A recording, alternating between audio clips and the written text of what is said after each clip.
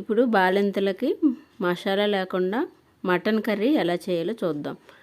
7 ఎండుమిరపకాయలు లైట్గా వేయించుకోవాలి. 1 స్పూన్ జీలకర్ర కూడా వేయించుకోవాలి. తర్వాత 2 స్పూన్లు గసగసాలు కూడా లైట్గా వేయించుకోవాలి, కొద్దిగా వేయించుకోవాలి. తర్వాత ధనియాలు కూడా 1 స్పూన్ ధనియాలు కూడా వేయించుకోవాలి. ఇవన్నీ వేయించుకొని ఇందులో వెల్లుల్లిపాయలు 10 రెమ్మల వెల్లుల్లిపాయలు వేసుకొని ఇవన్నీ గ్రైండ్ చేసేసుకోవాలి మెత్తగా. బాగా గ్రైండ్ చేసుకున్నాక దీంట్లో మనం పెనం పెట్టుకొని కుక్కర్లో నేను పెట్టాను అనమాట. కుక్కర్ పెట్టుకొని గానుగ నూనె 4 స్పూన్లు వేసుకొని దాంట్లో కొంచెం పసుపు వేసి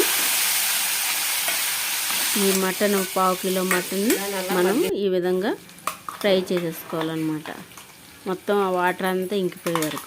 అప్పుడు మనం గ్రైండ్ చేసి ఉంచుకున్న ఈ మసాలా అంతా దీంట్లో వేసుకొని బాగా కలుపుకోవాలి.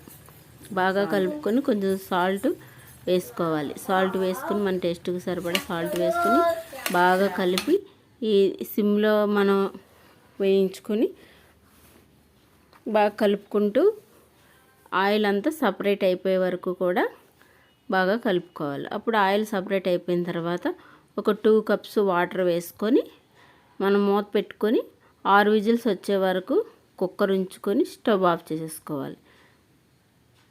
ఇది ఇలా స్టవ్ ఆఫ్ చేసుకొని మనం తర్వాత ఒక 1/2 గంట తర్వాత మూత తీసుకుని చూసుకోవాలన్నమాట. అప్పుడు చక్కగా కూర గ్రేవీగా బాగుంటుంది. బాలింతలకు అయితే ఈ విధంగా వండుతారు. ఎందుకంటే మసాలాలు అవి వేయకూడదు కదండి. మసాలాలు వేయకుండా ఇలా వాళ్ళకి కారం అది ఎక్కువ కాకుండా చక్కగా చాలా బాగుంటుంది, కమ్మగా ఉంటుంది అనమాట. వాళ్ళకి ఆరోగ్యం కూడా ఉంటుంది. పిల్లలకు కూడా ఎక్కువ వేడి చేయదన్నమాట మటను. అందుకే ఈ విధంగా చేసుకుంటే చాలా బాగుంటుంది. ఈ వీడియో మీకు నచ్చినట్లయితే లైక్ చేయండి, షేర్ చేయండి, సబ్స్క్రైబ్ చేయండి. Thank you for watching.